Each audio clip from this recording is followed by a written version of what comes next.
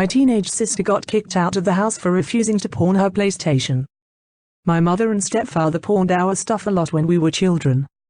I would come home most days to find that my gaming console or other belongings were gone. There were never any apologies. My parents told us that they needed the money. Eventually, my grandma bought my sister a new PlayStation to play with, since my parents pawned the one she had previously. She loves the console to death, and is to this day a devoted gamer. But the pawning was not just restricted to the purchases of the parents, so my sister made a habit of taking the console with her when she left the house. We were getting ready to spend the afternoon out last year when my mother stomps in, demanding that she give up the PS4. My sister tried to run past her, but my mother attacked her. She yanked my sister's hair and tried to dig in her backpack. The whole time she was screaming, "I am your mother, and everything that is under this roof belongs to me." When my sister got outside, my mother screamed, "You are no longer welcome in this house." My sister did not return since. She lives with our grandmother and I'm her older sister. I had the sense to leave that hellhole 2 years before my sister did. She was 16 and I was 18 when it happened.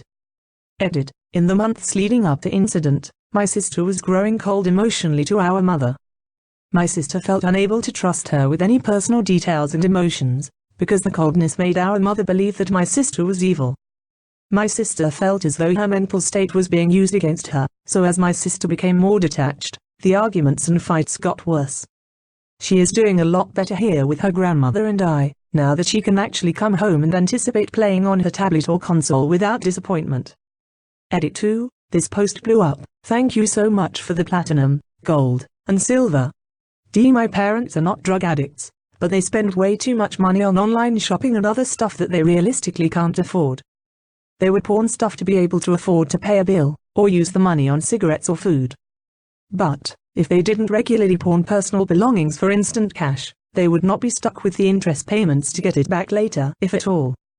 TLDR, mother with aggression issues chases out teenage daughter, believes that gifts given to her children can be resold without emotional penalties. Entitled Mom Kills Her Baby. So not my story, but my friend's. She's a midwife at a very busy hospital, and followed this with her pregnancy, with a lot of difficulty, because she wouldn't show up at appointments. Or show up and demand being seen to when she wasn't scheduled. Entitled the entire pregnancy pretty much. Anyways comes the end of her term, except she doesn't go into labor. No big deal at first. She would just have to come in every few days for my friend to check on the baby and see if she'd need to get induced. Except she straight up refuses to get induced. My friend advises her that for now she doesn't have to be, but later if she doesn't go into labor she'd be risking her life and the baby's, and sets up an appointment for a few days away. A few days later, she's on a show, so my friend calls. Her patient refuses to go in because she doesn't want to be induced, and that her and God know best, it'll come naturally. My friend calls every few days to try to convince the lady to come in, and finally gets the husband on the phone, explains the risks to him. He convinces the lady to come in for a checkup. Still no signs of labor, and at this point she's quite a bit overdue.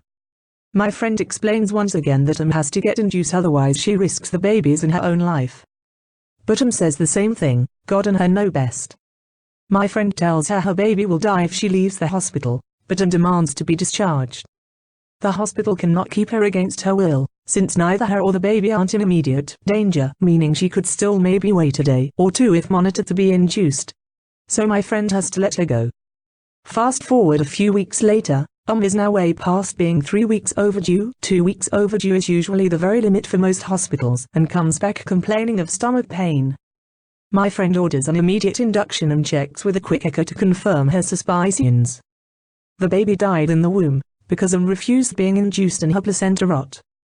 My friend told me it was awful in the delivery room, not only because they were delivering a dead baby, but also because of the smell of the placenta and the baby. The stomach pains the mother was complaining about was the infection from the rot. And didn't even blame herself. She just shrugged it off as God's will, and it wasn't meant to be. She made a full recovery and was let go from the hospital, totally plans on trying for a child again. Why would I pay you for my kids to stay at my house? So I'm a daycare worker and I get a lot of babysitting gigs. I babysit this one sweet little boy. For some backstory, his mother lives with another mom with 2 kids, but they're typically never at the house. Their grandma watches them. One of her children is so bad that he got kicked out of our daycare program at school. The other is in 6th grade and keeps to herself. Normally when I watch The Good Kid, the mom pays me $25 a day, which isn't much, but he's well behaved and easy, so I don't mind. But one day the other mother left her 2 kids at the house. We had previously discussed me watching her kids as well for the same price, but she ended up saying I was asking too much. I don't really think about $3 an hour is an absurd amount, but whatever. The good kid and the bad kid don't get along at all. It's lots of constant fighting, screaming, crying, hitting, and it's hard to control at times. The mom of the 2 kids texts me and says she'll pay me if I took the kids to the park, and I said okay. The children were fighting per usual, and I suggested they play Minecraft and they agreed. They were playing nicely and everything was going well, and I asked them if they wanted to go to the park soon. They said in a little bit, and I was fine with that since I finally got them to calm down. The mother of the 2 children texted me and said she was on her way home and asked if I took them to the park.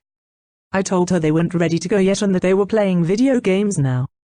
This woman told me exactly this: "You know that means I'm not paying you, right?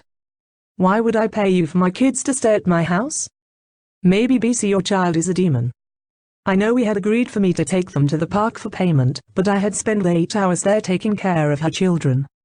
I cooked for them, broke up all of the fights, and had to deal with my eardrums basically bleeding the whole time from the crying and screaming. I was exhausted. I still got paid $25 from the mom of the good child, and she apologized for me having to deal with the horrible one, but it still makes me upset thinking about it to this day. This probably isn't that great of a story, but I recently got reminded of it and wanted to share.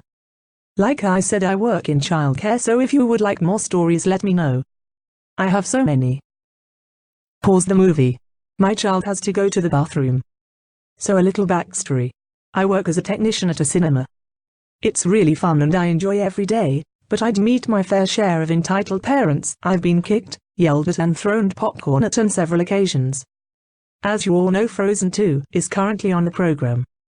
It attracts lots of people, and so it's set up in our biggest auditorium. This specific show was packed.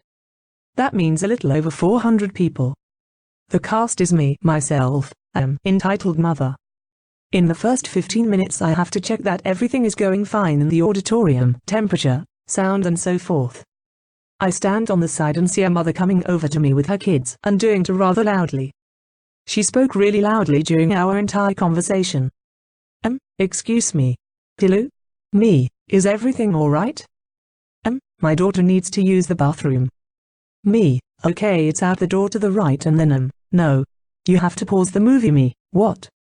I can't pause unless it's something very serious. My daughter needs to go to the bathroom. Me, sorry, but I can't pause for that. But there was a lie-in before the movie and we don't want to miss any part of the movie. We paid a lot of money to see this movie, and you are required to do this. Me, I'm sorry, but there's a packed auditorium and I just can't pause it for one person. But I have 2 kids. Me. If you need to use the bathroom you can do that during the movie, but I can't pause it while you do. If you'll excuse me, I have to go on to the next auditorium now. I turn and start to exit the auditorium and suddenly feel something thrown at my head. Yeah, our biggest. I don't know the word in English and Google translates as goblet, so popcorn goblet. Bad choice, lady. I got out of the auditorium and the manager called security and she was taken out of the cinema. She surprisingly didn't make much noise, but one of her kids spit on our security guy. We didn't press any charges because it was sort of minor and no one got hurt on our part. Did have a bump on the head the next day though.